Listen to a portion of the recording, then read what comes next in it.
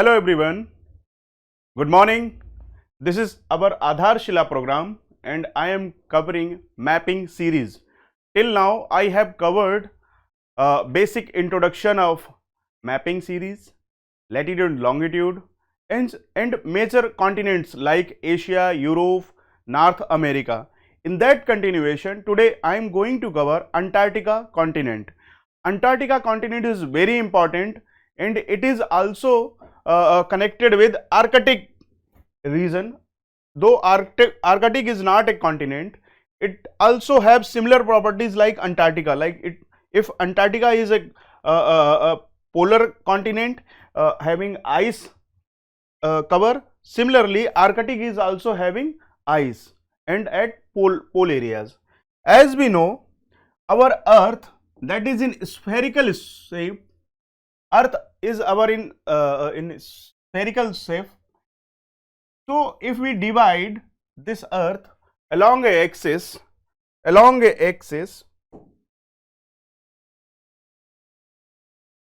तो जो ये पॉइंट बनते हैं इस एक्सिस के, these are poles. अब जो साउथ में होता है उसको साउथ पोल बोल देते हैं, नॉर्थ में होता है उसको नॉर्थ पोल बोल देते हैं, और इनको north pole and south poles, and they are the extremes of this axis.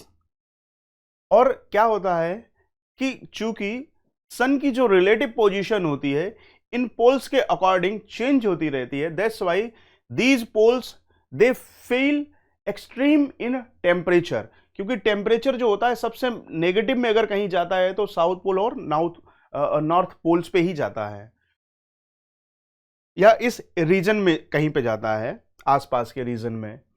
अब अगर हम जैसे थोड़ा सा और अगर डिस्कस करते हैं तो अंटार्कटिका जो होता है वो साउथ में होता है, अंटार्कटिका साउथ में होता है, एंड आर्कटिक रीजन जो है वो नॉर्थ में है. अब यहां पे जैसे अगर हम लैंड मास की बात करें तो लैंड मास जो होता है, अंटार्कटिका को कॉन्टिनेंट इसलिए बोला जाता है क्योंकि यहां पे लैंड मास है. आर्कटिक को एक कॉन्टिनेंट नहीं मानते हैं. क्यों नहीं कॉन्टिनेंट मानते हैं आर्कटिक को? क्योंकि यहां पे नीचे जो सपोर्ट करने वाला बेस है that is not a land.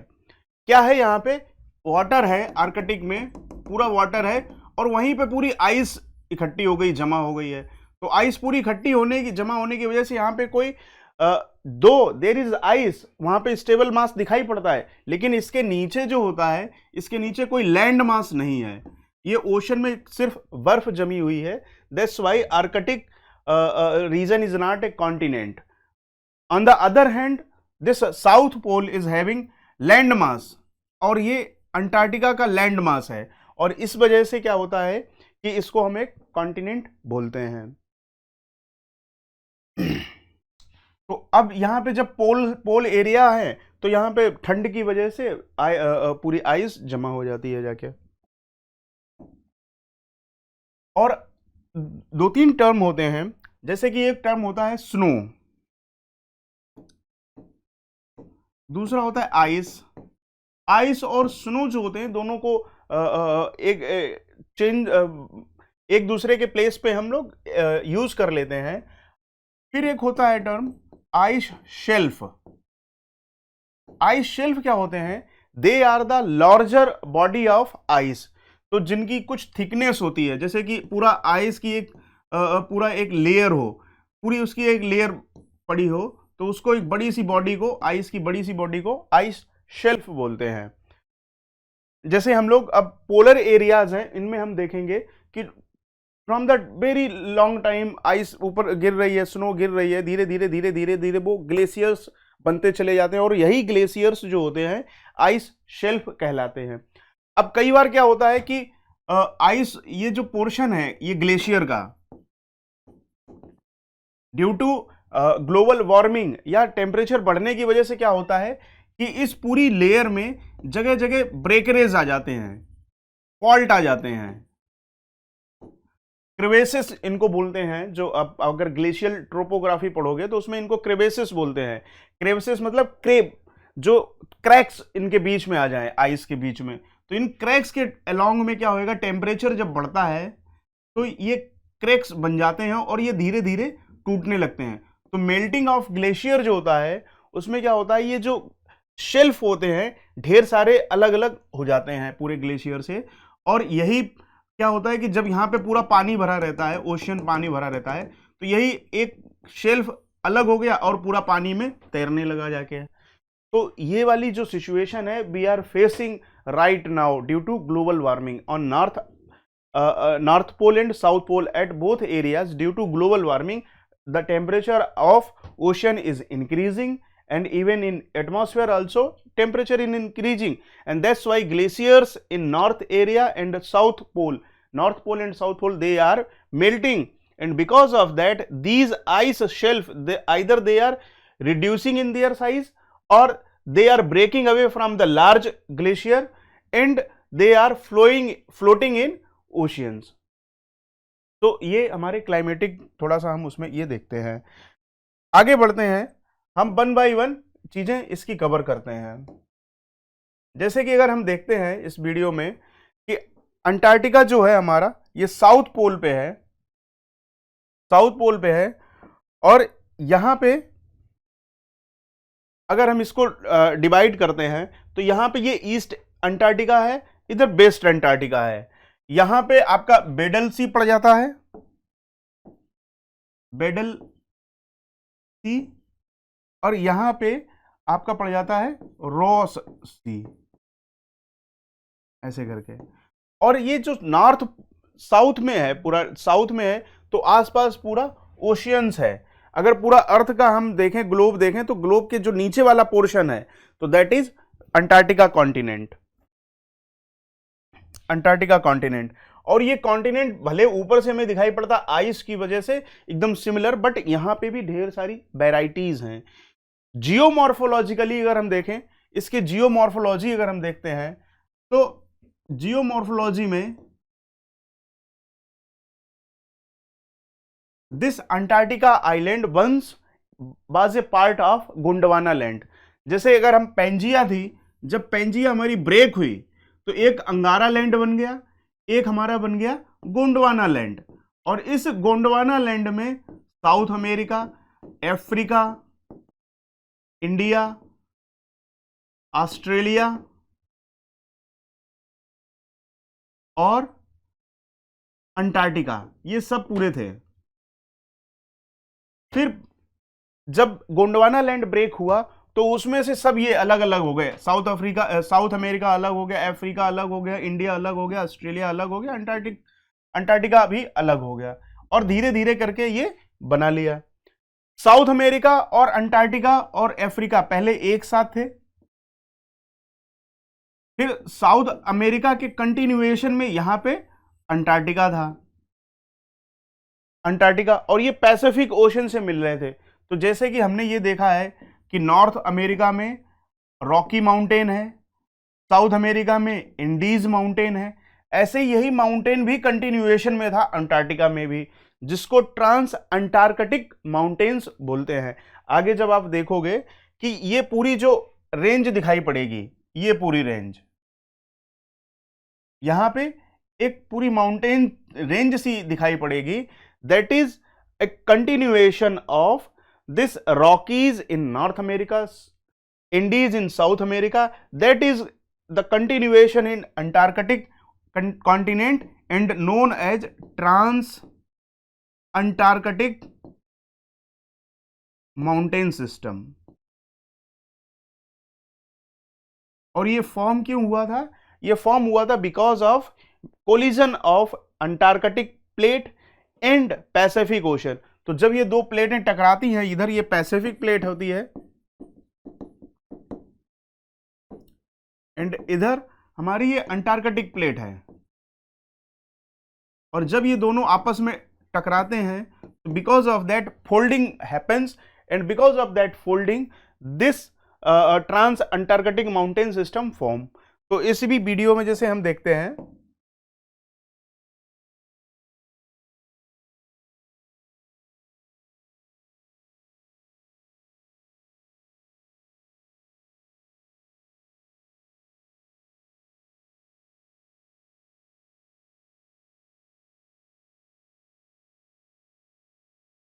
ये पूरे आइलैंड पे, पूरे कॉन्टिनेंट पे ये ढेर सारे माउंटेन्स दिखाई पड़ रहे हैं छोटे छोटे। तो ये माउंटेन्स जो हैं ये कंटिन्यूएशन है पूरे ट्रांस अंटार्कटिक माउंटेन सिस्टम के। अब इसी माउंटेन सिस्टम पे कहीं रिफ्ट वैलीज हैं, कहीं पे रिफ्ट वैली होंगी, कहीं पे पीक्स होंगे। तो इन पीक्स पे धीरे धीरे जब आइस इकट्ठी होती जाती है तो पूरा जमा हो जाता है, तो हमें एक ये कॉन्टिनेंट जो लगता है एक पूरा प्लेन में कॉन्टिनेंट लगता है। एक्चुअली में यहां पे ढेर सारी वेराइटीज हैं।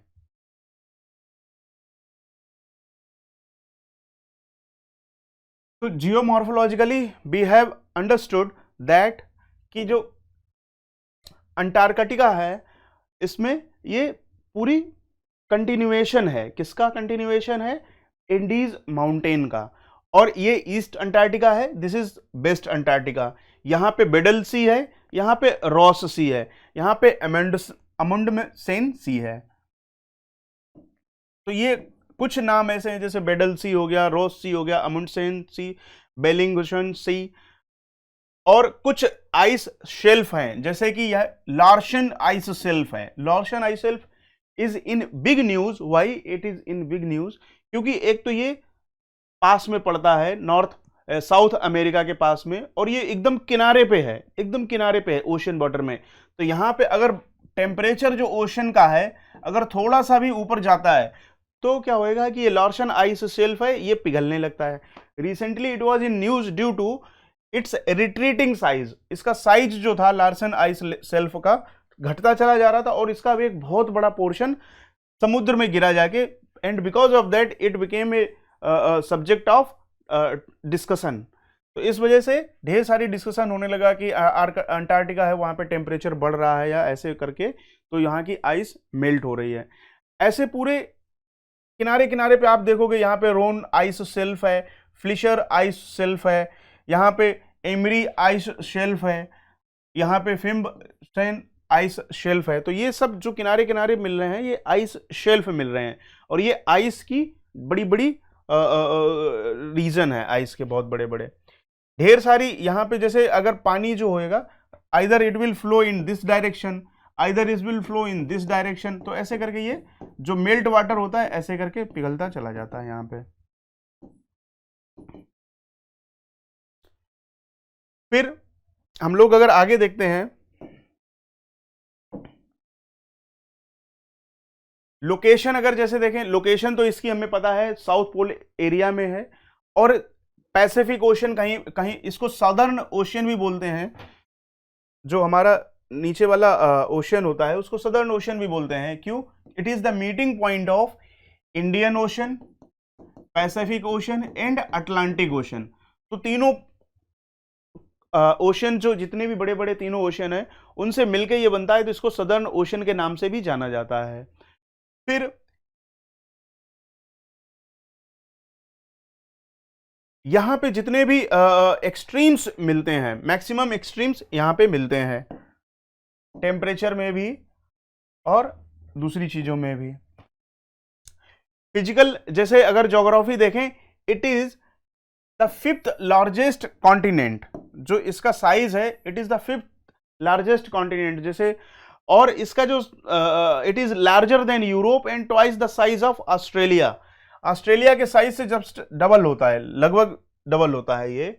और एक हाई प्लेट्यू पे है, हाई प्लेट्यू पे है, और थ्रू आउट फ्रोजन रहता है, ये पूरी साल फ्रोजन रहता है। यहाँ पे जैसा कि मैंने बताया आपको कि माउंटेन है, तो माउंटेन में अगर माउंटेन है यहाँ पे तो पीक्स भी ढेर सारी हैं। तो उनमें एक पीक आएगी आगे जो यहाँ पे हाईएस्ट है।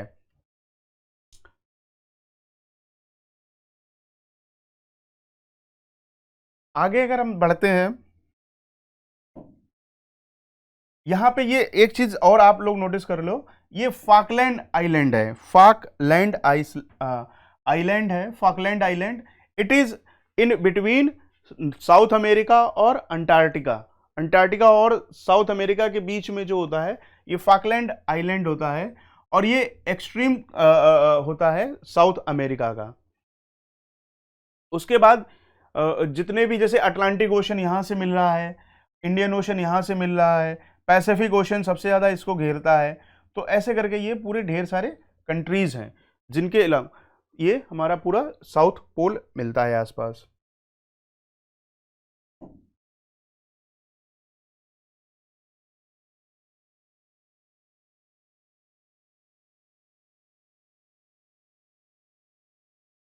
इसमें जैसे कि माउंटेन सिस्टम की हमने जो बता ही दिया है कि ये माउंटेन सिस्टम जो है ये एंडीज का कंटिन्यूएशन है पूरा। तो वही इसमें यहाँ पे माउंटेन्स भी मिलते हैं, पीक्स भी मिलेंगी, वैलीज भी मिलती हैं, और इसी के ऊपर आके आइस पूरी इकट्ठी हो जाती है। इंडिया और अंटार्कटिका को अगर हम देखते हैं, इंडिया और अंटार्कटिका में जैसे इंडिया ने ढेर सारे रिसर्च प्रोग्राम हैं वो अंटार्कटिका के लिए चलाए हैं।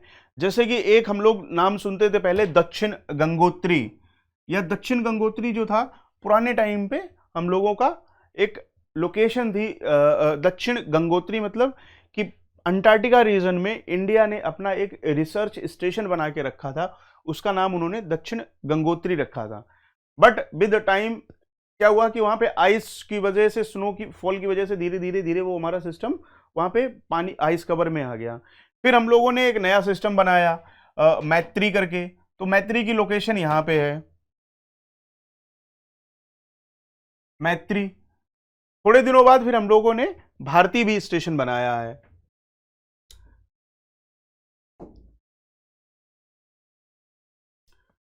2012 में हम लोगों ने भारती को कमीशन करा है, तो भारती अभी वर्किंग में है। और ये स्टेशन हमें रिसर्च स्टेशन बनाने क्यों पड़ते हैं? एक्चुअली हमें स्टडी करनी पड़ती है कि यहाँ पे क्या क्या फ्लोरा है, क्या फोना है, क्या क्लाइमेटिक चेंज है, या कोई कैसे कैसे ये हमारा नॉर्थ या अंटार्कटिका है ये कैसे कैसे चेंज हो रहा है। दूसरा क्या है कि और जितने भी कॉन्टिनेंट हैं तुम्हारे, जितने भी continent, Asia, Europe, north America, south America, Australia, वहाँ पे क्या है कि ह्यूमन वहाँ पे रहे हैं। तो ह्यूमन की वजह से जो एक प्रिस्टीन लैंड थी उसमें ढेर सारे इफेक्ट आ चुके हैं। जबकि अंटार्कटिका ऐसा रीजन है जहां पे कोई इंसानी बस्ती नहीं है, कोई भी ह्यूमन हैबिटेशन वहां पे नहीं है। अगर कुछ हैं भी लोग तो वो बहुत लिमिटेड हैं, रिसर्च पीपल हैं, साइंटिस्ट हैं। अदरवाइज यहाँ पे कोई ह्यूमन हैबिटेशन नहीं है। तो नेचर को अगर हमें स्टडी करना होता है तो हमें अंटार्कटिका आइलैंड जो होता है एक बहुत अच्छा एक्सपेरिमेंट ग्राउंड है जहाँ पे हम लोग स्टडी कर सकते हैं कि कैसी कैसी चीज़ें हैं बिना ह्यूमन, कोई ह्यूमन के इंटरफेरेंस के या ह्यूमन के इफेक्ट के बिना। तो इसीलिए क्या होता है कि ढेर सारे कंट्रीज हैं जो अपने रिसर्च स्टेशन बनाते हैं यहाँ पे अंटार्कटिका में। यूएस के हैं, चाइना के हैं, फ्रांस के हैं, जापान के हैं, हर कंट्री के हैं। अपने इंडिया के भी 3 थे, दक्षिण गंगोत्री, मैत्री और भारती। इसमें से दक्षिण गंगोत्री है ये डिकमीशन हो चुका है, मैत्री और भारती जो है अभी फंक्शनिंग है, लेकिन मोस्ट रिसेंटली है भारती। इसको 2012 में स्टेब्लिश करा गया था। और कई क्या होता है, कई बार हमारे यहाँ कंट्री से ढेर सारे एक्सपेडिशन जो होते हैं, एक्सपेडिशन यहाँ पे जाते रहते हैं साइंटिस्ट के। अब समर जब आता है तो समर में मोस्टली जितने भी एक्सपेडिशन होते हैं सब कैरी करे जाते हैं। तो टिल नाउ इंडिया ने 41 साइंटिफिक एक्सपेडिशन जो है वो हम लोगों ने कर रखे हैं अंटार्कटिका में। और साइंटिस्ट जाते हैं वहाँ पे, स्टडी करते हैं फ्लोरा की, फोना की, रिवर सिस्टम्स की, मरीन सिस्टम की, मरीन इकोलॉजी की, और ढेर सारी सिस्टम चीज़ें रहती हैं उनकी स्टडी करते हैं जाके। और ये जितने भी एक्सपेडिशन है इसको चलाता कौन है इंडिया में, ये बहुत इंपॉर्टेंट चीज़ है कि जितने भी एक्सपेडिशन होते हैं नॉर्थ पोल पे या साउथ पोल पे, इन सबको एक ही मिनिस्ट्री है, ministry of earth science. Ministry of earth science जो होती है वो पूरे सब काम देखती है कि कौन कौन सा हमें एक्सपेडिशन करना है, कौन से हमें साइंटिस्ट भेजने हैं, कौन सा वेसल भेजना है, या ढेर सारी चीज़ें हैं डिसाइड करी जाती हैं मिनिस्ट्री ऑफ अर्थ साइंस द्वारा। और ministry of earth science is very very important. Please grow through this site. इस साइट में आपको ढेर सारी ऐसी चीज़ें मिलेंगी कि जिससे डायरेक्ट क्वेश्चन यूपीएससी में आते हैं। जैसे एक बार 2015 में आया था, इंड आर्क क्या है। इंडिया का आर्कटिक मिशन होता है, उसका नाम इंड आर्क रख दिया जाता है। It came in 2015 prelims. उसके बाद क्रायो मेंस में ढेर सारे क्वेश्चंस आते हैं कि what is the role of cryosphere. Cryosphere मतलब जिसका टेम्परेचर बहुत लो है, जिसमें जैसे कि आइस शेल्फ जहां पे होते हैं, जैसे नॉर्थ पोल और साउथ पोल दोनों रीजन पे क्या है कि आइस शेल्फ है, तो यहाँ टेम्परेचर बहुत डाउन रहता है, and that's why they are also named as cryosphere. और इंडिया के मानसून सिस्टम पे या वर्ल्ड के ग्लोबल क्लाइमेट के ऊपर इस क्रायोस्फीयर का बहुत बड़ा रोल रहता है, बहुत बड़ा इंपॉर्टेंस रहता है। तो इस क्वेश्चन को यूपीएससी ने एक बार नहीं 2 से 3 बार पूछा है।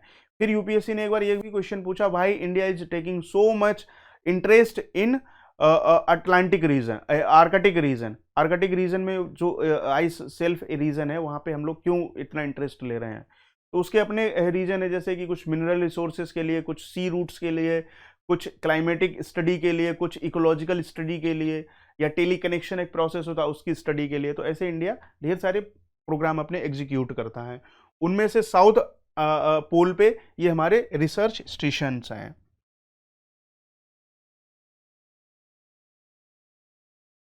जियोलॉजिकल हिस्ट्री जैसे हमने बता ही दिया कि पुराने टाइम पे पेंजिया था, पेंजिया ब्रेक हुआ गोंडवाना लैंड, अंगारा लैंड में, और जो ये अंटार्कटिका था, it is also a part of this Pangaea. और यही ब्रेक होके धीरे धीरे, जैसे ये अंटार्कटिका है, इंडिया है, ऑस्ट्रेलिया, ये सब एक पूरे पार्ट थे, और ये ब्रेक होने के बाद में फिर south America, Africa, India, Australia, ये गोंडवाना लैंड बना लेंगे। और इसी का कंटिन्यूएशन में यहाँ पे ये पूरा माउंटेन सिस्टम रहेगा यहाँ पे आके।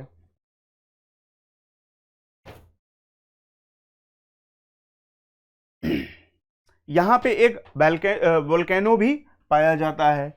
Prince Charles mountain and highest peak is Vinson massif, massif बोलते हैं इसको। ट्रांस अंटार्कटिक जो है वहां पे एक विंसन मैसिव करके है जो सबसे हाईएस्ट पीक है।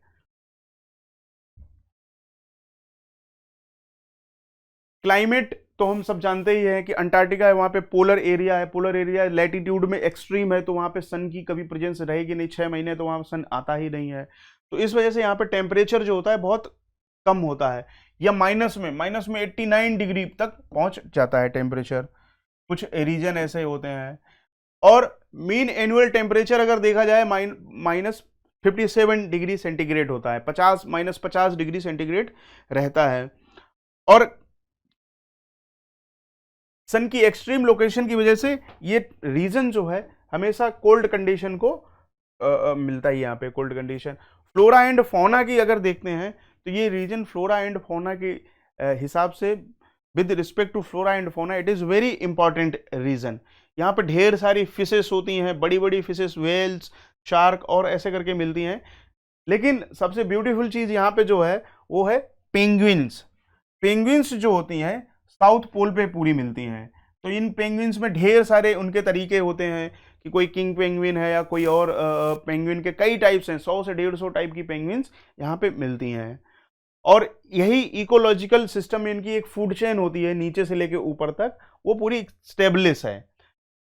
साथ साथ में दिक्कत दूसरी क्या है कि इस रीजन में अगर थोड़ा सा भी चेंज आता है तो पूरा इकोसिस्टम जो है ये खत्म होने के चांसेस भी रहते हैं। अगर एक स्पीसीज में चेंज आया, क्योंकि लिमिटेड स्पीसीज हैं, और अगर एक स्पीसीज गड़बड़ हुई तो पूरी फूड चेन डिस्ट्रॉय होने के खतरे रहते हैं। इस वजह से इसी रीजन को ढेर सारे कंट्री प्रोटेक्ट करने की कोशिश कर रहे हैं कि लेट्स प्रोटेक्ट अंटार्कटिका कॉन्टिनेंट। तो वहाँ पे कई ट्रीटीज भी कई करी गई हैं कि सेविंग अंटार्कटिका ट्रीटी या नो डिस्टर्बेंस इन अंटार्कटिका, अभी भी मतलब एक ट्रीटी करी गई है, हर कंट्री ने साइन करा है, जिसमें they can not establish their permanent habitation in Antarctica region. अभी भी ये एक ऐसा चल रहा है कि कोई भी इंसानी बस्ती नहीं बन सकती है, सब कंट्रीज ने इस पे साइन करके रखा है। केवल और केवल अंटार्कटिका रीजन में रिसर्च स्टेशन बन सकते हैं उसकी with permission, otherwise no permanent settlement can not establish in Antarctica region. तो इस वजह से कि ह्यूमन के इम्पैक्ट कम रहेंगे तो शायद ये पूरा अंटार्कटिका रीजन है बचा रहे। फिर हम लोग आगे बढ़ते हैं, आर्कटिक रीजन पे आते हैं। आर्कटिक रीजन जैसे अभी तक हम पढ़ रहे थे Antarctica, that is in south. Arctic region है, इट इज इन नॉर्थ, और इसमें कोई लैंड मास नहीं है, केवल आइस जो है वो जम गई है, और जमने की वजह से पूरा रीजन जो है यहाँ पे आइस के कई शेल्फ मिलते हैं। अगर ये पूरी आइस पिघल जाएगी तो यहाँ पे पानी पानी हो जाएगा, कोई लैंड नहीं बचेगी यहाँ पे, क्योंकि नीचे सपोर्ट करने के लिए कोई लैंड नहीं है आर्कटिक ओशन में। इस रीजन में क्या है कि ये थोड़ा सा पास में पड़ता है यूरोप से, रशिया से, यूएसए से, तो इस वजह से क्या है यहाँ पे ढेर सारे वो चलते रहते हैं, इंक्रोचमेंट चलते रहते हैं या क्लेम्स चलते रहते हैं आर्कटिक रीजन में कि ये हमारा है रीजन, ये हमारा रीजन है, ऐसे करके। तो आर्कटिक रीजन है, इसके ढेर सारी ट्रीटी भी यहाँ पे आर्कटिक रीजन के लिए बनाई गई हैं। और यहाँ पे सिमिलरली अटलांटिक ओशन है, पैसिफिक ओशन है, ये ऐसे करके आर्कटिक रीजन को बनाते हैं। इंडियन ओशन तो है, वो तो नॉर्थ में है नहीं, तो यहाँ पे पैसिफिक ओशन और अटलांटिक ओशन मिलते हैं, उन्हीं के ये नॉर्थवर्ड डायरेक्शन में मिलता है, और ये पूरा एक आर्कटिक सर्किल है। ग्रीनलैंड जो होता है ये नॉर्दर्न मोस्ट एक्सट्रीम होता है हमारे कॉन्टिनेंट्स का।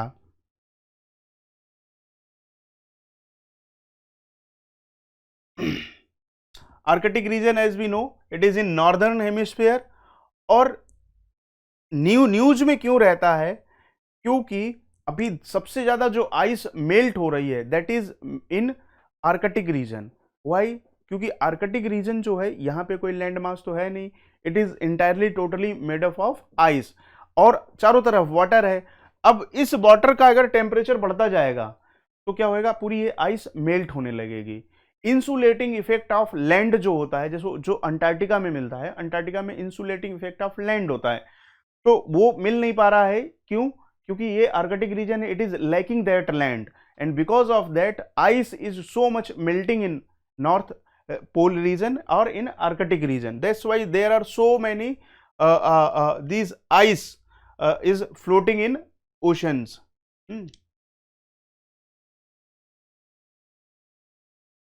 उसके बाद क्लाइमेटिक इफेक्ट क्या है कि इंडिया का जो मानसून सिस्टम है या global mountain global climatic system है that is so much dependent upon this Arctic region. और एक टर्म होता है that is known as teleconnection. Teleconnection क्या होते हैं? टेली कनेक्शन टेली कनेक्शन क्या है कि अगर एक रीजन में कुछ चेंज हो रहा है तो हो सकता है एक बहुत बड़ा चेंज दूसरी तरफ आ जाए। एक इसमें जैसे नाम आता है बटरफ्लाई इफेक्ट। बटरफ्लाई इफेक्ट क्या होता है कि एक ये थीसिस दी गई थी जिसमें कहा गया था कि हो सकता है कि एक बटरफ्लाई है, अगर वो अपने पंख हिलाती है तो हो सकता है दूसरी जगह पे कहीं पे तुम्हारा कोई साइक्लोन आ जाए। ऐसा क्यों कहते हैं? क्योंकि एक प्रोसेस होता है टेली कनेक्शन की, एनर्जी जो है पूरी ये इधर से उधर बैलेंस रहती है और मूवमेंट होती रहती है, तो एक जगह एनर्जी में चेंज लाने पे हो सकता है दूसरी जगह बहुत बड़ा चेंज आ जाए। तो सिमिलरली में देखा गया कि मेल्टिंग जो हो रही है ग्लेशियर्स की, इस वजह से क्या हो रहा है, मेल्टिंग की वजह से रिसेंटली ज्यादा मेल्टिंग हो रही है, और ज्यादा मेल्टिंग अगर हो रही तो ज्यादा वाटर ओशन में पहुंचेगा, और ओशन में अगर ज्यादा वाटर रहेगा तो सन की हीट की वजह से ज्यादा इवेपोरेट भी होएगा, और अगर वाटर ज्यादा इवेपोरेट होएगा तो सिस्टम में मॉइस्चर का कंटेंट है वो बढ़ जाएगा, ह्यूमिडिटी बढ़ जाएगी। तो एक तरीके से जैसा ऐसे प्रोसेस हो रहा है बॉइलिंग वाला प्रोसेस, की बॉइलिंग जैसे वाटर को हम बॉयल करते हैं तो आसपास की एयर में पूरा वाटर का मॉइस्चर का कंटेंट बढ़ जाता है। Similarly it is happening in entire globe, या ग्लोब में ऐसा क्यों हो रहा है कि melting of glaciers, more addition of water in oceans, और ओशन से इवेपोरेशन हो रहा है और पूरे एटमॉस्फेयर में ह्यूमिडिटी बढ़ती चली जा रही है, और यही ह्यूमिडिटी है या इसी को ग्लोबल बॉइलिंग बोलते हैं। और यही ग्लोबल बॉइलिंग की वजह से हमें आज इरेटिक मानसून इंडिया में या अदर दुनिया भर के रीजन्स में क्लाइमेटिक एक्सट्रीम्स मिल रहे हैं। जैसे कि थोड़े दिन पहले सीरिया में डेरना रिवर में लीबिया में बहुत बड़ी फ्लड आई थी, सीरिया में प्रॉब्लम हुई थी। तो ऐसे करके ये सब दिक्कतें होती रहती हैं। हम लोगों ने, इंडिया ने 2007 में फिर इसी चीज को स्टडी करने के लिए कि क्या इंपैक्ट हो रहा है, क्या कैसे हो रहा है, हम लोगों ने हिमाद्री रिसर्च स्टेशन जो है यहाँ पे स्वेलबार्ड एक जगह है नॉर्वे के पास में, एक स्वेलबार्ड जगह है, वहां पे एक लोकल स्टेशन, एक तरीके से रिसर्च स्टेशन बनाया हिमाद्री, और इंड आर्क मिशन हम लोगों ने चला रखा है जिसके थ्रू हम लोग स्टडी करते हैं यहाँ पे। और ग्रीन वगैरह हिमालय जो है इसको हम लोग कई बार थर्ड पोल भी बोलते हैं, क्योंकि पोलर एरियाज में आइस है, उसके बाद सबसे ज़्यादा जो आइस है हमारी हिमालयन रीजन में, ग्रीनलैंड, आइसलैंड, ये सब नॉर्थ रीजन में है, साउथ अंटार्कटिका रीजन में है, यहाँ पे आइस पाई जाती है। उसके बाद सबसे ज़्यादा आइस पाई जाती है हिमालयन रीजन में। तो इसी चीज़ को कई बार क्रायोस्फीयर भी बोलते हैं। इसके ढेर सारे इम्पैक्ट हमारे सिस्टम पे होते हैं। इंडिया के लिए रेलिवेंस ऐसा क्यों है? इंडिया के लिए इसलिए ये आर्कटिक और अंटार्कटिक रीजन रेलिवेंट है क्योंकि इंडियन मानसून सिस्टम है, it is highly influenced by the availability of ice in north region and south region. अगर नॉर्थ पोल पे अगर आइस कम हो जाता है तो मानसून पे उसका इम्पैक्ट बहुत देखने को मिलता है। क्यों? क्योंकि global boiling, global warming, teleconnection, ETC are the processes which are highly connected with Indian monsoon system. और इसी वजह से क्या है, इंडिया ने ढेर सारे अपने रिसर्च प्रोग्राम्स हैं जिनको करा है, जैसे कि हिमाद्री रिसर्च स्टेशन था, इंड आर्क मिशन था, ये सब ऐसे मिशंस हैं जिनकी वजह से हम स्टडी कर रहे हैं। अभी थोड़े दिन पहले एक चीज और न्यूज में थी, नॉर्थ सी रूट, नॉर्थ सी रूट NSR क्या है? ये रशिया में एक नॉर्थ एकदम सी, वहां पे कारा सी है, तो वहां उस सी से एक रास्ता निकाला जा रहा है। मुर्नमास्क करके जगह पड़ती है, मुर्नमास्क करके जगह है रशिया के ऊपर, नॉर्थ वेस्टर्न पॉइंट पे एकदम टिप पे है, और वहां से एक सी रूट निकाला जा रहा है क्योंकि इस रीजन में पहले आइस रहा करती थी। This ice is melting and because of this melting of ice, one new route has been opened for transport system। तो इंडिया उस चीज को यूटिलाइज करने में लगा हुआ है। लेकिन अभी हमने रिसेंटली ये देखा कि अब चूंकि आइस मेल्ट हो रही है तो ढेर सारे नई नई फिशेस वगैरह हैं या नए नए रिसर्च स्टेशन, नए नए रिसोर्सेस हैं, उनके लिए एक्सप्लोरेशन करना पॉसिबल हुआ है। इसीलिए क्या ढेर सारे कंट्री अपने अपने मिशंस जो हैं चला रहे हैं, और इसी वजह से ऐसा लगता है कि जैसे रश एक जो है, रेस है, that is for resource rich Arctic है। आर्कटिक के पीछे सब लोग पड़े हुए हैं। क्यों? क्योंकि ढेर सारा पेट्रोलियम रिजर्व्स हुआ, शेल गैस हुई, और भी जितनी नेचुरल गैसेस हैं उनके भी कई रिजर्व्स हमें आर्कटिक रीजन में मिलते हैं। तो इस वजह से क्या है कि ढेर सारे कंट्री उनको क्लेम करने की कोशिश कर रहे हैं। Finland, Switzerland, Norway, Iceland, Russia, USA, Canada, और सभी इतने जो कंट्रीज हैं, they are fighting for these resources. India की, हमारी लोगों की पॉलिसी क्या है? हम लोगों की policy not for these resources but for the conservation of this system. तो हम लोगों ने अभी आर्कटिक रीजन के लिए जो ट्रीटी है उसमें हम लोगों ने पार्टिसिपेट करा, ऑब्जर्वर एक स्टेट की हमें वो मिली हुई है। तो इस वजह से हम लोग इन सब प्रोग्राम्स को बढ़ा रहे हैं ताकि जो ये रीजन है यहाँ पे कंजर्वेशन बना रहे और प्रोटेक्ट ये बने रहे, होते रहे। तो ये इस तरीके से हमारा आर्कटिक रीजन है, that is very important, and Antarctica continent is also very important. you should be prepared that one question may UPSC may ask from this region, so please study very well this continent. Thank you very much, hope you have enjoyed this session. Please, I will share this PPT on Telegram. Okay, thank you again.